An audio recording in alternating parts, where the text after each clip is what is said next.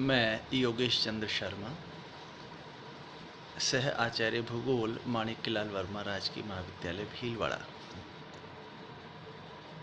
BA honours part third paper 9th evolution of geographical thought and methodology. इस paper का 5वां lecture मैं आज प्रस्तुत कर रहा हूँ।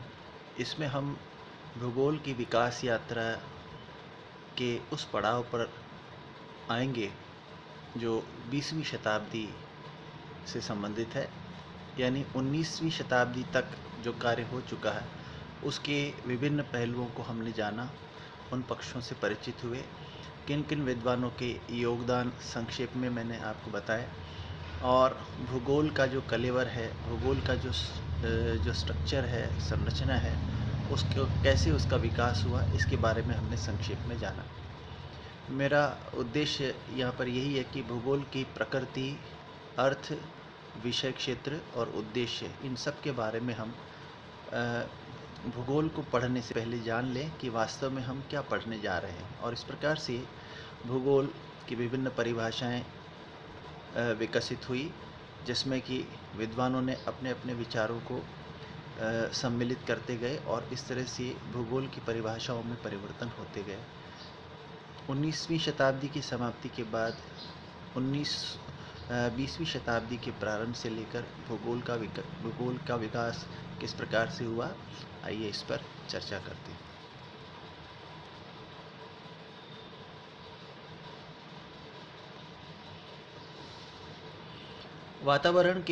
वातावरणवाद के युग से 1900 से 1925 और वातावरण संबंध की विचारधारा को रेडजल के बाद वाले विद्वानों ने अपने अध्ययनों में मनुष्य अथवा प्राकृतिक वातावरण के अधिक प्रभाव को दर्शाने की चेष्टा की। जैसा कि हम सब जानते हैं, रेडजल वातावरण निश्चयवादी विचारक रहे, जिन्होंने वातावरण के नियंत्रणकारी प्रभाव को मनुष्यों की क्रियाओं पर पड़ने का कारण माना, और मनुष्य की क्रियाएं, मनुष्य का जो कार्य है, मनुष्य की समस्त एक्टिविटी जो इस पृथ्वी तल पर वो करता है, उसके निर्धारण का दायित्व वातावरण या भौगोलिक वातावरण है, ऐसा रेडजल ने माना। इस कारण से रेडजल और उसके समर्थक बाद में भी प्राकृतिक वातावरण के अधिक प्रभाव को दर्शाने की हमेशा चेष्टा करते रहे। इसमें एक वर्ग ने मनुष्य के कार्यों को वातावरण द्वारा नियंत्रित बतलाया, लेकिन जो रेडजल से इत्तेफाक नहीं रखते थे, उन्होंने कहा कि मनुष्य की क्रियाओं और उनके उद्देश्यों की स्वतंत्रता होती है, यानी वातावरण प्रभाव डालता है लेकिन वह नियंत्रणकारी नहीं है। मानव अपने वातावरण के द्वारा दिए गए विकल्पों में से अपने विवेक के अनुसार किसी विकल्प का चयन करता है और उसके बाद उसे अपने कार्यों में परिलक्षित करता है। और इस प्रकार से विचारधारा के दो स्वरूप हमें देखने को मिलते हैं, जो दोनों एक दूसरे के परस्पर विरोधी है। पहला नियतिवाद और दूसरा है संभववाद। नियतिवाद से अभिप्राय वातावरण निश्चयवाद, यानी जैसा प्रकृति हमें कहती है या जैसा हमें प्रकृति निर्देशित करती है, हम उसके अनुरूप कार्य करते हैं। और संभववादी विचारक जो है वो ये कहते हैं कि प्रकृति हमें अनेक विकल्प देती है, उनमें से मनुष्य अपनी बुद्धि, अपने विवेक और अपनी संस्कृति के द्वारा यह निश्चित करता है कि उसमें से कौन से विकल्प का चयन करे। और इस प्रकार से इसी कारण से पृथ्वी पर मनुष्य और प्राकृतिक वातावरण के मध्य जो अंतर संबंध है, उनकी परिलक्षिति या जैसे कहना चाहिए कि उसके द्वारा बनाए हुए सांस्कृतिक भूदृश्यों में विभिन्नता देखने को मिलती है। एक ही प्रकार के संसाधनों की उपलब्धता पर भी किसी स्थान पर मानव समुदाय ने उनके प्रति किस प्रकार का व्यवहार किया या उनके साथ उसका संबंध कैसा है, तथा उसी प्रकार के संसाधनों को काम में लेने वाले मानव समुदाय किसी दूसरे स्थान पर है। दोनों भिन्न भिन्न प्रकार से उसके साथ अपना संबंध बनाते हैं और भिन्न भिन्न प्रकार के सांस्कृतिक भूदृश्यों की रचना करते हैं। तो इस प्रकार से नियतिवाद और संभववाद ये एक ऐसा द्वंद्व था जो बहुत समय तक भूगोल में रहा। फ्रांस में डिमोलिन एवं लिप्ले, ब्रिटेन में गिडीज एवं मैकिंडर तथा अमेरिका में डेविस और इसी सैम्पल तथा हंटिंगटन के अध्ययनों से भूगोल में नियतिवाद का प्रभाव बढ़ा। ये सभी नियतिवाद के पोषक थे और इन्होंने अपने कार्यों के द्वारा यह प्रमाणित करने का प्रयास किया कि प्राकृतिक वातावरण ही मनुष्य के कार्यों का नियामक है। यानी प्राकृतिक वातावरण एक नियंत्रणकारी प्रभाव रखता है और मनुष्यों को किसी कार्य विशेष को करने के लिए बाध्य करता है। फ्रांस में ब्लाश के नेतृत्व में ब्रून्स, डेमांजिया, गैलोस, देफांतेस एंड सावर, फेब्रे आदि विद्वानों ने संभववाद को मान्यता दी, जिससे भूगोल में पुनः वैचारिक द्वंद्व प्रभावी हुआ। फ्रांस के लिए ये कहा जा सकता है कि ब्लाश और उसके जो समर्थक है, इसमें डिमांजिया, ब्रून्स, गैलोस, देफांतेस और सावर, फेब्रे, इन लोगों ने संभववाद को बढ़ावा दिया। यानी ये संभववाद के समर्थक थे जिनका ये मानना था कि प्रकृति हमें विभिन्न प्रकार के विकल्प प्रस्तुत करती है, अनेक प्रकार की सुविधाएं प्रदान करती है, उसमें से यह मनुष्य पर निर्भर करता है कि वह उनमें से किसका उपयोग करता है और किसे छोड़ देता है। और इस कारण से ही पृथ्वी पर भिन्न भिन्न मानव समुदायों ने भिन्न भिन्न प्रकार के सांस्कृतिक भूदृश्यों की रचना की है। कहीं पर विशाल अट्टालिकाएं देखने को मिलती है तो कहीं झोपड़ियां देखने को मिलती है, कहीं पर्वतीय क्षेत्र आबाद मिलते हैं तो कहीं मैदानों के अंदर आबादी देखने को मिलती है। ये जो भिन्नताएं हैं, इस भिन्नता का कारण प्राकृतिक वातावरण है ऐसा हम नहीं कह सकते, ऐसा संभववादी मानते हैं। भूगोल में इस वैचारिक द्वंद्व के निराकरण करने का प्रयास किया गया। भूगोल वेत्ताओं के एक वर्ग ने मध्य मार्ग की विचारधारा नव निश्चयवाद, न्यू डिटर्मिनिज्म को महत्व प्रदान किया। यह इन दोनों विपरीत विचारधाराओं के मध्य मार्ग जैसा है, जिसमें वो ये कहते हैं कि मनुष्य और वातावरण के संबंधों को संतुलित दृष्टिकोण से देखा जाना चाहिए। इनके अनुसार मानव प्राकृतिक वातावरण से परिवर्तन कर सकता है, यानी प्राकृतिक वातावरण को कुछ हद तक बदलने की क्षमता रखता है। उसके उपरांत उसे प्राकृतिक वातावरण से समायोजन स्थापित करना पड़ता है। ये एक तरह से वातावरण और मनुष्य के मध्य समायोजन की बात कही जा रही है। यहाँ पर हम इसको एक उदाहरण से समझ सकते हैं कि कृषि के लिए जिन भौगोलिक दशाओं की आवश्यकता है, यदि वे वहाँ पर उपलब्ध है तो हम उस प्रकार की फसल को किसी क्षेत्र विशेष के अंदर ले सकते हैं। लेकिन वह भौगोलिक दशाएं वहाँ उपलब्ध नहीं है और हम कृत्रिम रूप से उन भौगोलिक दशाओं को पैदा करते हैं, तब भी हम वो फसलें ले सकते हैं। इस प्रकार से उसमें मॉडिफिकेशन किया जा सकता है, लेकिन संपूर्ण वातावरण को या संपूर्ण भौगोलिक जो परिस्थितियाँ हैं उन्हें बदला नहीं जा सकता। तो ऐसी स्थिति में मनुष्य उनके साथ समायोजन करता है। जैसे जहाँ कहीं पानी उपलब्ध नहीं है तो यह संभव है कि भौगोलिक वातावरण हमें कह रहा है कि यहाँ पर कृषि कार्य नहीं हो सकता, लेकिन यदि हम पानी का नियोजन करके और नहरों के द्वारा उस पानी को वहाँ पर पहुँचा दें तो हम कृषि कार्य कर सकते हैं। इस प्रकार से मनुष्य और वातावरण के मध्य जो अंतर संबंध है वो इस बात पर निर्भर करता है कि किस हद तक वातावरण की इन कठोरताओं को मनुष्य ने दूर किया है और अपने इच्छित कार्यों को वहाँ पर करने का संकल्प लिया है। लेकिन फिर भी उन क्षेत्रों में यदि तापमान बहुत ज़्यादा है तो हम ऐसी फसलों को वहाँ नहीं बो सकते जिनके लिए कम तापमान की आवश्यकता पड़ती है। तो हमने पानी की व्यवस्था कर दी, लेकिन तापमान को कम नहीं किया जा सकता। इस प्रकार से मनुष्य प्रकृति के द्वारा जो परिस्थितियाँ दी गई है उन परिस्थितियों में कुछ हद तक परिवर्तन कर सकता है और बाकी उसको उसके साथ समायोजन करना पड़ता है। इस प्रकार से प्रकृति और मनुष्य के अंतर संबंध एक दूसरे को प्रभावित करने से संबंधित है। प्रकृति का नियंत्रणकारी प्रभाव है ऐसा हम नहीं मान सकते। और इस प्रकार से ये जो न्यू डिटर्मिनिज्म है, इसमें Griffith Taylor, L D. Stamp, Isaiah Bowman आदि विद्वानों का योगदान रहा, जिन्होंने लगातार इस बात को स्थापित करने का प्रयास किया कि मनुष्य बहुत अधिक संभावना युक्त है, बहुत अधिक समर्थ है और वह अपने उद्देश्यों की पूर्ति के लिए प्रकृति में परिवर्तन करता है जहाँ उसे प्रकृति में परिवर्तन करने की संभावना दिखाई देती है, अन्यथा वह प्रकृति के साथ समायोजन कर सकता है।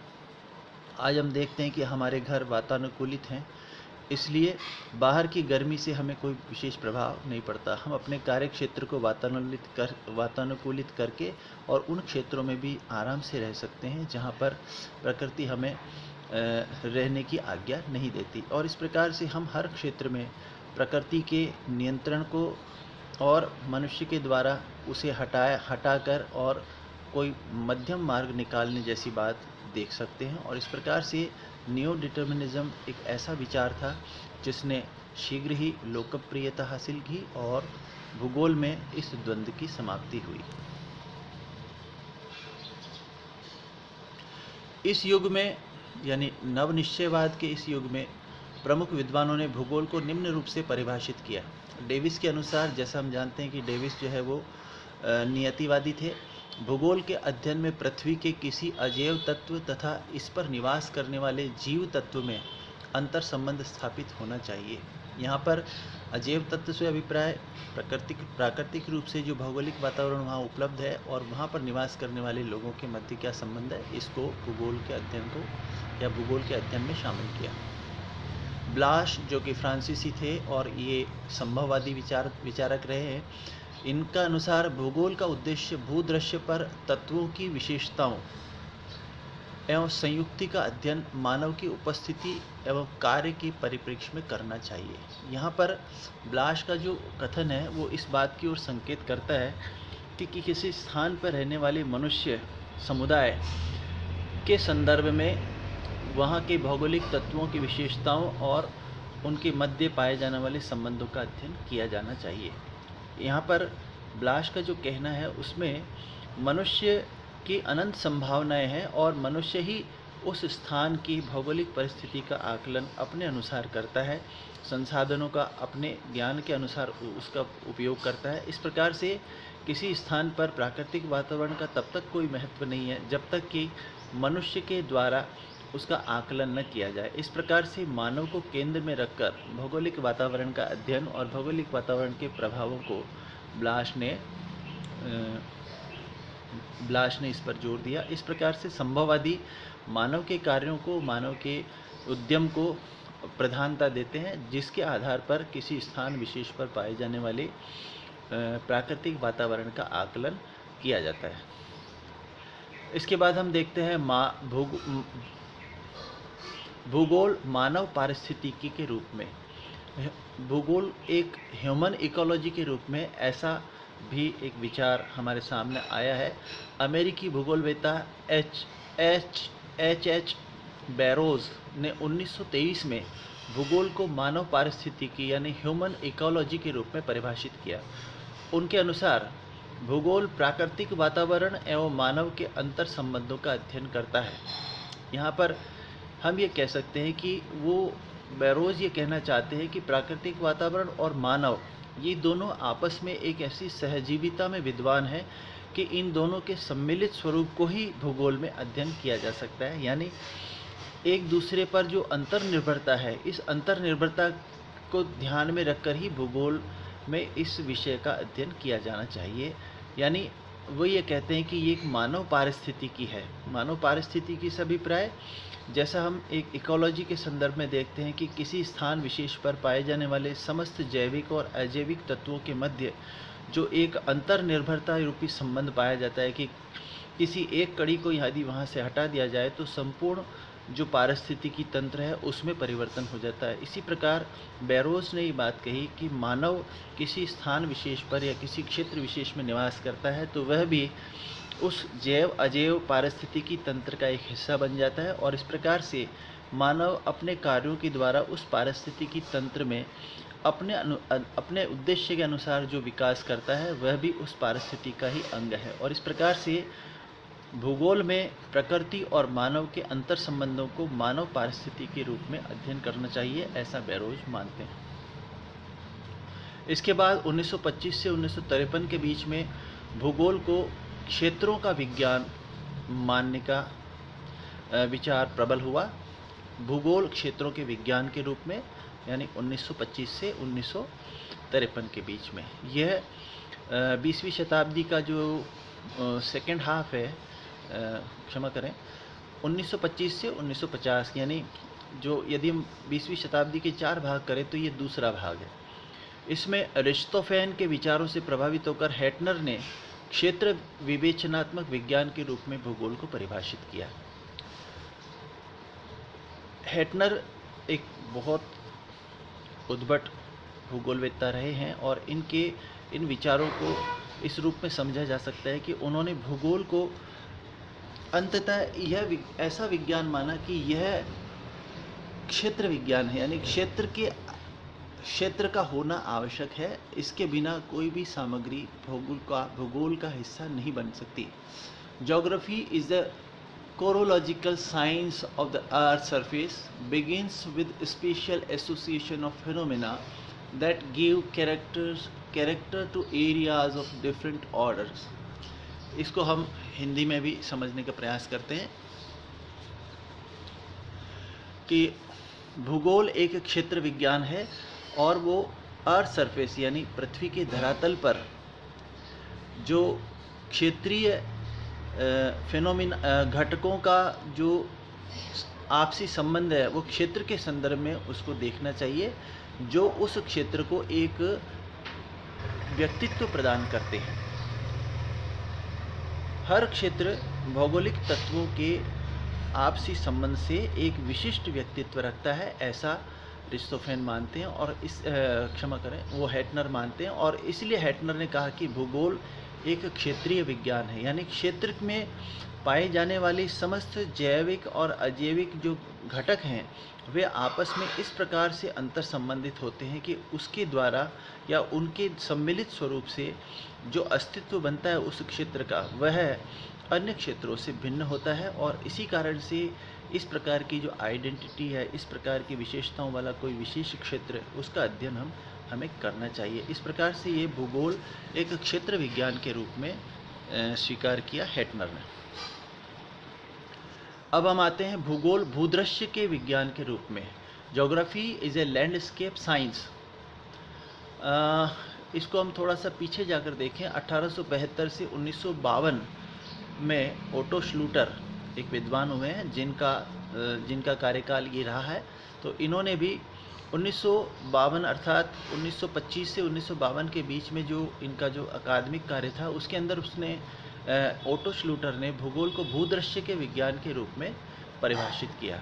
अब ये भूदृश्य क्या है?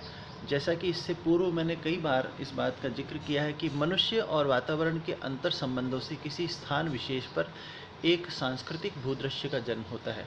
यह सांस्कृतिक भूदृश्य मनुष्य क्रियाओं और वहाँ के भौगोलिक वातावरण के आपसी संबंधों का परिणाम होता है और इस प्रकार से उसे एक भूदृश्य के रूप में देखने का उसे एक भूदृश्य माना जा सकता है। यानी हमें जो कुछ दिखाई दे रहा है किसी स्थान विशेष पर, उस दृश्य में आपसी प्राकृतिक और मानवीय कारक आपस में किस प्रकार से अंतर संबंधित है, उसका यदि हम अध्ययन करें तो यह भूगोल का अध्ययन होगा, ऐसा ओटो श्लूटर ने कहा। भूगोलवेत्ता को भूतल के तत्वों के अध्ययन पर केंद्रित होना चाहिए जिसका प्रत्यक्षीकरण अनुभव के आधार पर किया जा सके। अनुभव से अभिप्राय, आप किसी क्षेत्र विशेष में जाएं और वहां पर जाकर ये देखें कि वहां के भौगोलिक जो वातावरण है या जो प्राकृतिक वातावरण है उसका मनुष्य की क्रियाओं पर क्या प्रभाव पड़ा और उसे हम दृश्य रूप में वहां पर देख सकते हैं। इसमें प्रत्येक क्षेत्र के स्वरूप की पूर्णता अध्ययन का केंद्र बिंदु होना चाहिए। यानी वह स्वरूप जो क्षेत्र है वह पूर्ण रूप में कैसा है, पूर्ण रूप में वह किस प्रकार का व्यक्तित्व रखता है, उसका अध्ययन करना चाहिए। इसी क्षेत्र की इस पूर्णता के प्रत्यक्ष अवलोकन व अनुभव को भूदृश्य के रूप में अभिहित किया जाता है। यानी भूदृश्य किसी स्थान विशेष पर पाए जाने वाले सांस्कृतिक यानी मानवीय और प्राकृतिक वातावरण के अंतर संबंधों के परिणाम स्वरूप जो भूदृश्य वहाँ पर विकसित हुआ है उसकी पूर्णता का अध्ययन भूगोल में किया जाना चाहिए, ऐसा ओटो श्लूटर ने कहा। इसके बाद हम आते हैं भूदृश्य की आकारिकी का अध्ययन। यह भी एक विचार है। भूदृश्य की आकारिकी यानी मॉर्फोलॉजी ऑफ लैंडस्केप, इस विचार को जिन्होंने योगदान दिया उसमें कार्लो सावर अमेरिकन भूगोलवेत्ता है। अमेरिकन भूगोलवेत्ता कार्लो सावर 1899 से 1975 का इनका कार्यकाल है। इसमें भूदृश्य की आकारिकी नामक एक लेख इन्होंने लिखा, जिसमें भूगोल को भूदृश्य की आकारिकी का अध्ययन बताया। यह विचार भी भूदृश्य से संबंधित ही है। उन्होंने हैटनर की क्षेत्र विवेचनात्मक संकल्पना को स्वीकार करते हुए पृथ्वी तल के क्षेत्र विशेष में पाए जाने वाले तत्वों में परस्पर संबंध एवं उनके स्थानिक भिन्नता का अध्ययन करने वाला विषय बतलाया। क्षेत्र विशेष में पाए जाने वाले तत्वों में परस्पर संबंध और उनके स्थानिक भिन्नता का अध्ययन करने वाला विषय बतलाया। ये स्थानिक भिन्नता क्या होती है, इससे पूर्व हम एक शब्द की व्याख्या करें। स्थानिक संगठन, स्पेशियल ऑर्गेनाइजेशन, इसको भी भूगोल में, जो आधुनिक भूगोल है उसमें काफ़ी स्थान मिला हुआ है। स्थानिक संगठन और स्थानिक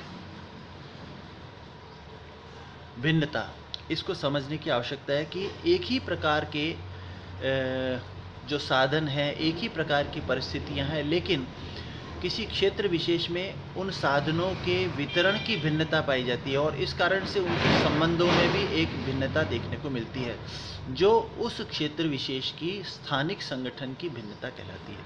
इस प्रकार से किसी स्थान विशेष पर, इसे हम एक उदाहरण से समझ सकते हैं कि किसी क्षेत्र में एक नदी है, किसी क्षेत्र में एक बांध है, किसी क्षेत्र में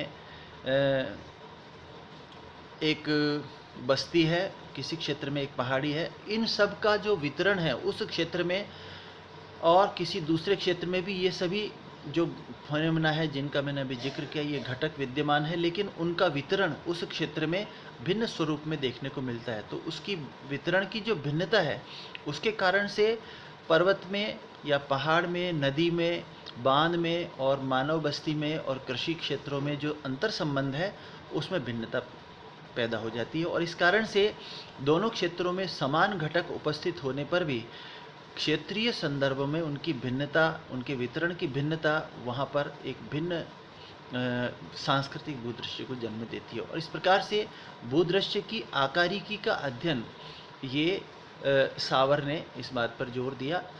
इसी संकल्पना को अमेरिका में ईज़ा बोमेन, जिनका कार्यकाल 1878 से 1950 रहा, और विटलसी, जिनका कार्यकाल 1890 से 1956 रहा, जेम्स एंड C.F. जॉन्स ने इसे मान्यता प्रदान की, यानी ये उसके समर्थक रहे। इनका ये मानना था कि किसी क्षेत्र विशेष की भू आकारिकी, भूदृश्य की भू आकारिकी का अध्ययन ही मानव भूगोल का उद्देश्य होना चाहिए। इसके बाद हम आते हैं भूगोल क्षेत्रीय विभेदीकरण का अध्ययन, एरियल डिफरेंशिएशन। यह विचार भी बहुत समय तक भूगोल का एक केंद्रीय विचार रहा, और जब तक इसकी आलोचना न हुई या इस पर कोई विरोधी विचार प्रस्तुत नहीं किया गया, तब तक ये माना जाने लगा कि भूगोल स्थान स्थान पर पाए जाने वाली भिन्नताओं का अध्ययन करता है, या भूगोल क्षेत्रीय विभेदीकरण का अध्ययन है। रिचर्ड हार्टशॉन 1939, उनकी अपनी जो पुस्तक है, बहुत ही प्रसिद्ध पुस्तक भूगोल की प्रकृति, यानी perspective on nature of geography, में क्षेत्रीय विभेदीकरण की संकल्पना प्रस्तुत की गई। इनके अनुसार भूगोल पृथ्वी तल पर एक स्थान से दूसरे स्थान पर पाई जाने वाली विविधता का अध्ययन है। यहाँ पर वो स्पष्ट रूप से ये बात कह रहे हैं कि क्षेत्रों के अंदर जो भौगोलिक विविधता पाई जाती है, उसका अध्ययन ही भूगोल में किया जाए, जिसकी अभिव्यक्ति पृथ्वी तल के तत्वों जैसे जलवायु, मिट्टी, वनस्पति, जनसंख्या, भूमि उपयोग, राज्य आदि की प्रकृति, विन्यास तथा पारस्परिक संबंधों में होती है। इस विचारधारा के अनुरूप ही पी जेम्स 1954 ने भूगोल को इस प्रकार परिभाषित किया। पहले हम रिचर्ड हार्टशॉन की इस परिभाषा को थोड़ा सा समझने का प्रयास करें कि उनका यह कार्य या यह जो कथन है, इसका निहितार्थ क्या है। उनका ये मानना है कि पृथ्वी तल के तत्वों, यानी जो भौतिक तत्व है, उसके साथ साथ ही जो सांस्कृतिक तत्व हैं, वो किसी क्षेत्र विशेष में उसकी अभिव्यक्ति किस प्रकार की है, और उस अभिव्यक्ति से दूसरे क्षेत्रों में पाई जाने वाली अभिव्यक्ति में क्या भिन्नता है। यदि हम इसका अध्ययन करते हैं तो यह भूगोल का अध्ययन होगा। यानी भूगोल की प्रकृति में क्षेत्रीय विभेदीकरण की संकल्पना का केंद्रीय स्थान होना चाहिए। और इस विचारधारा को पी जेम्स ने इस प्रकार से परिभाषित किया, भूगोल दृश्य घटनाओं के संबंधों का अध्ययन है। दृश्य घटनाओं, यहाँ पे घटना शब्द का उपयोग किया गया है। इसका अर्थ ये है कि भूगोल का जो दृश्य है या दृश्य के अंदर एक गत्यात्मकता है। वहाँ के जो जितने भी घटक हैं, जैविक और अजैविक घटक, उन दृश्यों में जो संबंध है और उसके कारण जो घटनाएं वहाँ घटित हो रही हैं, उन संबंधों के द्वारा उसका अध्ययन है। यह विभिन्न क्षेत्रों की प्रकृति का निरूपण करता है। क्षेत्रों की प्रकृति यानी किसी क्षेत्र विशेष का जो की विशेषताएं हैं, प्राकृतिक और भौतिक विशेषताएं, साथ ही मानवीय विशेषताएं, इन सब के सम्मिलित संबंधों से वहाँ का एक विशिष्ट स्वरूप या व्यक्तित्व बनता है और वह क्षेत्र की प्रकृति कहलाता है। उसका निरूपण करना तथा स्थानों की समानताओं एवं भिन्नताओं को स्पष्ट करता है। यहाँ पर पी जेम्स ने एक नया शब्द इसमें जोड़ दिया है कि वह समानता और भिन्नता की बात कर रहा है, जबकि रिचर्ड हार्टशॉन ने विविधता का अध्ययन करने का सुझाव दिया। यानी जो भिन्नता पाई जाती है, उस भिन्नता का कारण क्या है और वह भिन्नता क्यों विकसित हुई है। यदि हम इसको जानेंगे तब भी हम उसके कार्य कारण संबंधों को जान पाएंगे। और जैसा कि पी जेम्स ने कहा कि स्थानों की समानताओं एवं भिन्नताओं को स्पष्ट करता है। यानी भूगोल में स्थानों की भिन्नता तो अपना अस्तित्व रखती ही है, लेकिन समानताएं भी है। क्या उन समानताओं को देखकर दो स्थानों पर पाए जाने वाली जो ये समानताएं हैं, इन समानताओं से क्या हम ये निष्कर्ष निकाल सकते हैं कि दोनों जगह समान कारक जो है उसके लिए उत्तरदायी है। इस प्रकार से भूगोल में भिन्नता और समानता का अध्ययन करने का एक चलन शुरू हुआ। 1953 में शेफर ने हैटनर, सावर और हार्टशॉन द्वारा प्रस्तुत भूगोल की परंपरागत संकल्पना की आलोचना की और कहा कि यह परिभाषा भूगोल में अपवाद पोषण को बढ़ावा देती है। यानी जहाँ पर जो भिन्नता है वो एक तरह से उस क्षेत्र का कोई अपवाद है, किसी विशेष घटक के कारण वह अपवाद उत्पन्न हुआ है। और यदि हम इस प्रकार का अध्ययन करते हैं और अपवादों को ही प्राथमिकता देते हैं तो ये हमारे भूगोल के लिए ठीक बात नहीं है। भूगोल दो क्षेत्र के मध्य पाई जाने वाली विविधताओं का अध्ययन ही नहीं है, बल्कि दो क्षेत्रों में अनेक तत्वों में समानताएं भी पाई जाती है,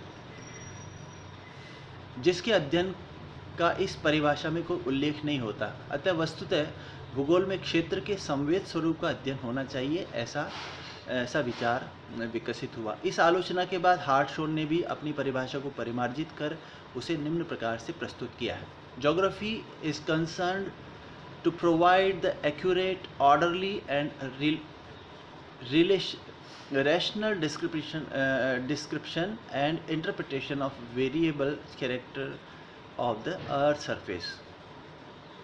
भूगोल पृथ्वी तल के विविधता युक्त स्वरूप का यथार्थ, क्रमबद्ध और क्रमबद्ध वर्णन तथा व्याख्या करता है।